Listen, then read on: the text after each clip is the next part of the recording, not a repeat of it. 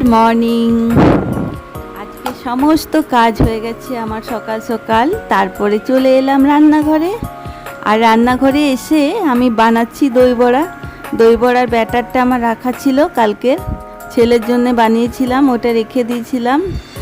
আর বাবা এসছে ওর, তো সকালে আমি বানিয়ে দিচ্ছি ওর জন্য খানিকটা দই বড়া আর মুড়ি আর পায়েস খাবে।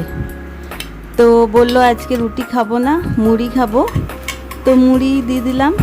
পায়েস মুড়ি খেতেও খুব পছন্দ করে, তাই পায়েস মুড়ি আর তার সঙ্গে দই বড়া।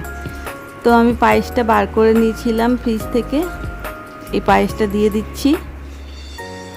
আর এখানে দিয়ে দিলাম খাবারটা, আর তার সঙ্গে একটা আম কেটে দিয়েছিলাম।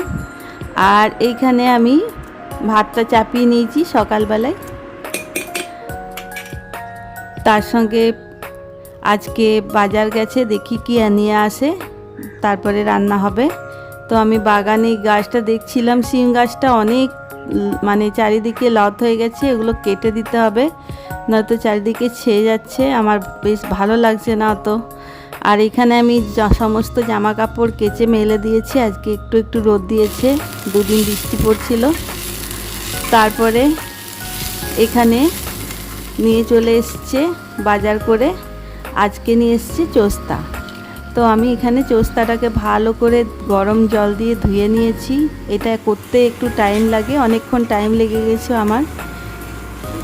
তারপরে আমি এই চোস্তাটা রান্না করছি। এখানে আদা রসুন পেঁয়াজের পেস্ট দিয়ে ভালো করে কষে নিচ্ছি।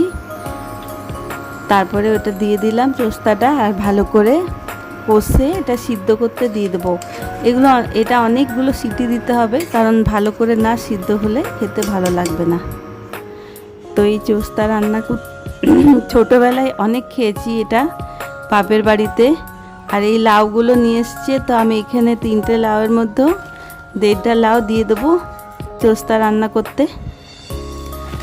আর কুমড়ো, চিচিঙ্গা, টমেটো, আলু, পেঁয়াজ, করলা অনেক কিছুই নিয়ে এসছে, আর একটা কাঁঠাল, কিছু কলা নিয়ে এসছে আজকে বাজারে। তো এখানে চোস্তাটা সিদ্ধ হয়ে গেছে, এরপরে আমি লাউটা কেটে নিয়েছি, লাউটা মিশিয়ে দেব। এই দেখুন খুব সুন্দর হয়েছে কিন্তু সিদ্ধটা। আর তারপরে লাউটা দিয়ে দিচ্ছি। লাউটা দিয়ে পরেও আমি আরও 2-3টে সিটি দিয়ে দেবো, যাতে এটা আরও ভালো করে সিদ্ধ হয়ে যায়, লাউয়ের সঙ্গে ভালো করে মিশে যায়, তো খেতে খুব ভালো লাগবে তবে। আর তার সঙ্গে আমি একটা 5মিশালি সবজি কেটে নিয়েছি, কুমড়ো, মূলো, কাঁঠাল বীজ, আলু, এই সব মিশিয়ে একটা তরকারি করব। গাজরও দিয়ে দিয়েছি 1-2টো। তো এখানে এই 5মিশালি সবজিটা আমি ভালো করে কষে কষে করব, একটু ভাজা ভাজা করে। অল্প চিনিও দিয়ে দিয়েছি রান্নার সময়, ওটা নিরামিষ করেছি।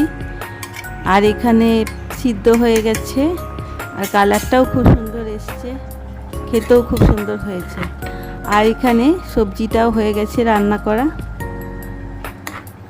তো আজকে দুপুরে এটাই খাবার। তার সঙ্গে কিছু শসা কেটে নিয়েছি, আর এই বেসন বরফিটাও নিয়ে এসছে, এটাও খেতে খুব সুন্দর। আর কাঁঠালটা আমি খাওয়া দাওয়া হয়ে যাবার পর আমি কাঁঠালটাকে ভাঙলাম, তো অনেকগুলো কোষ বেরিয়েছে কাঁঠালটা না বেশি মিষ্টি না কম মিষ্টি, মানে মাঝামাঝি, কিন্তু কোষ অনেকগুলোই বেরিয়েছে। তো অনেক দিন ধরে খাওয়া যাবে, ফ্রিজে রেখে দেবো, আর কিছু বোনকে দেবো। তো বোনের বাড়ি যাব বিকেলে, তো তার জন্যে কিছু শাক তুলে নিচ্ছি। এখানে আমাদের বাগানের শাকগুলো, এগুলো হচ্ছে মিষ্টি আলুর শাক।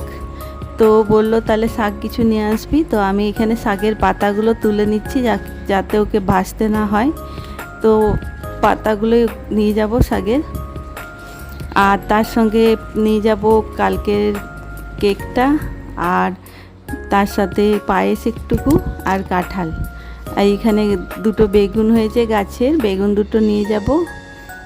আর ও বললো যে আমি বললাম সবজি যদি কিছু দরকার আছে তো বল, তো একটু কুমড়ো আর মূলো নিয়ে যাচ্ছি ওর জন্য, ও ওই 5মিশালি তরকারি করবে। এই তো এখানে আমি যাবার সময়তে জিলাপি আর চপ কিনে নিলাম।